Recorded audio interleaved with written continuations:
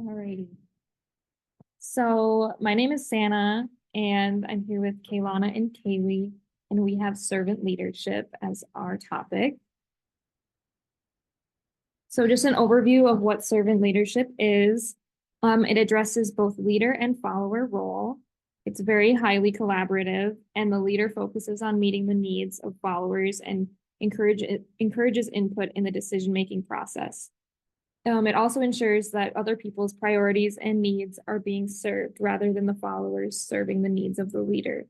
So the overall goal is to strengthen others and to encourage a collective approach to fulfilling organizational objectives. So it's basically very collaborative. And we put in this quote from one of our articles that kind of sums it up good. These leaders seek to help their followers grow healthier, wiser, freer, more autonomous, and more likely themselves to become servants.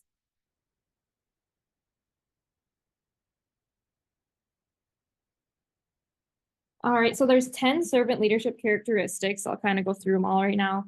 So to be a servant leader, you have to have good listening, commitment to listening, intensely to others, coupled with periods of reflection, empathy, an effort to understand, empathize with, and accept others, healing, focus on helping others overcome emotional wounds and aid in the search for wholeness, awareness, general awareness, and self-awareness, which contribute to the understanding of issues related to power, ethics, and values. Persuasion, in contrast to authoritarian leadership, a reliance on convincing others based on the merit of arguments rather than on coercion and manipulation. Conceptualization, ability to think beyond day-to-day realities and dream big.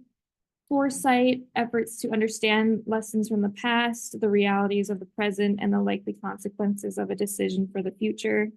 Stewardship, behaving with the understanding that one has been entrusted with running the organization for the greater good of society. Commitment to the growth of people, the belief that people have an intrinsic value beyond their intangible contributions as workers leads to a strong commitment to the growth of each individual.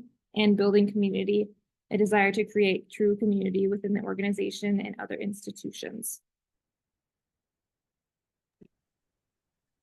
And then here in one of our articles, we just found organizations that actually use this servant leadership, and you may know a couple of these organizations. So the first is Southwest Airlines. So they use it by just treating employees as important and valuable and not just like as a revenue. Starbucks, which is a very popular one that we have around here, and they use it by creating a culture of openness and inclusion. And then Steak and Shake, which I didn't know about, but it's probably like in the South somewhere, but they use just inclusivity as a whole, and that's kind of their mission statement, just creating that inclusivity within their workspace.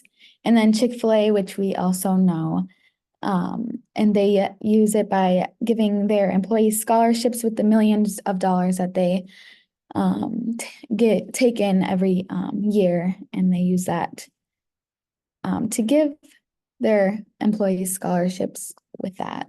And then it's just saying that overall putting the employees above the profits is kind of their going for the the company. So strengths associated with the servant leadership or the leadership.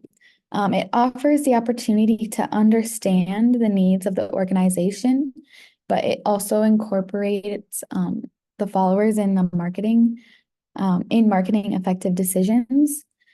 So it's not just the leaders taking full control. They're trying to have the followers also have a say in what it is, and that makes it effective for their revenue.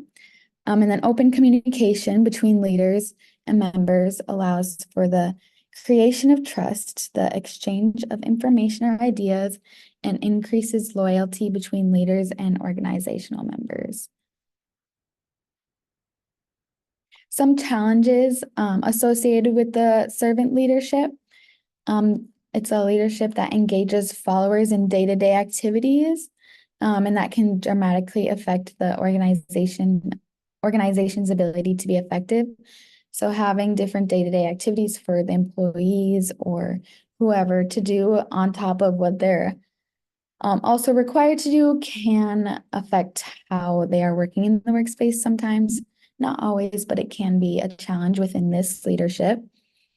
Servant leadership theory may not always promote ethical behavior as it relies on the moral framework of individual leaders and followers rather than on broadly agreed upon moral standards.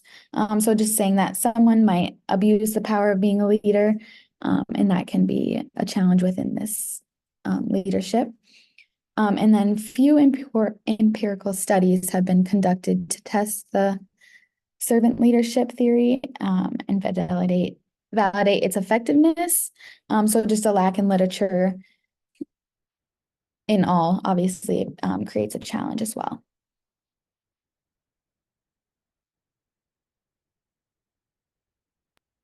So now I'm going to talk a little bit about occupational therapy and servant leadership.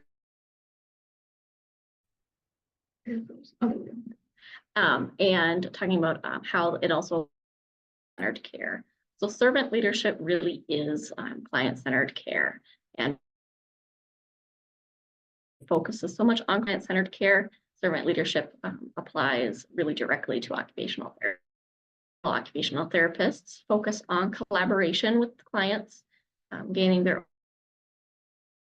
opinions on the treatment plan and the generation of goals, taking a really collaborative approach to intervention and intervention planning and all that fun stuff. And I prioritize the needs of their client over their own. Of course, there are some, exceptions to that. The client and what they need to do and want to do during those sessions. Occupational therapy has a lot of support for and servant leadership. So clinically, occupational therapists look at the whole person, including their physical, spiritual, and psychological skills and challenges, with the ultimate goal being full participation in occupations.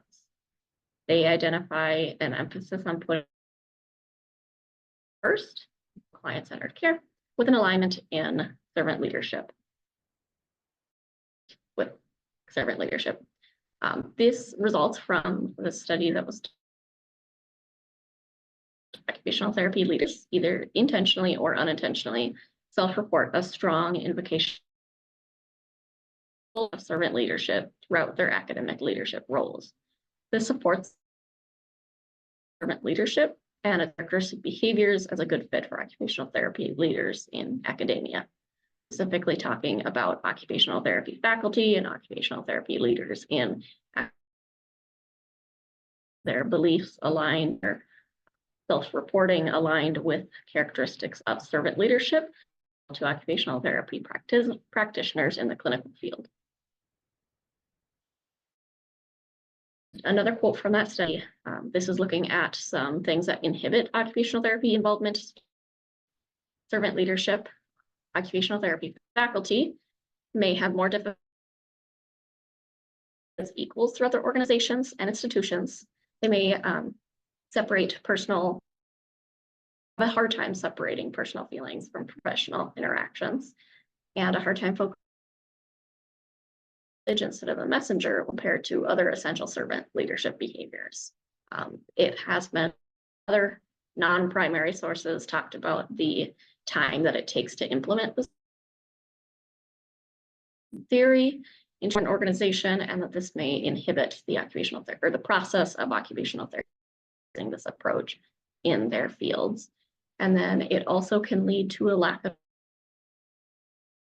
overall or the general direction of the organization because they are so focused on client. And that was our presentation. Thank you for listening.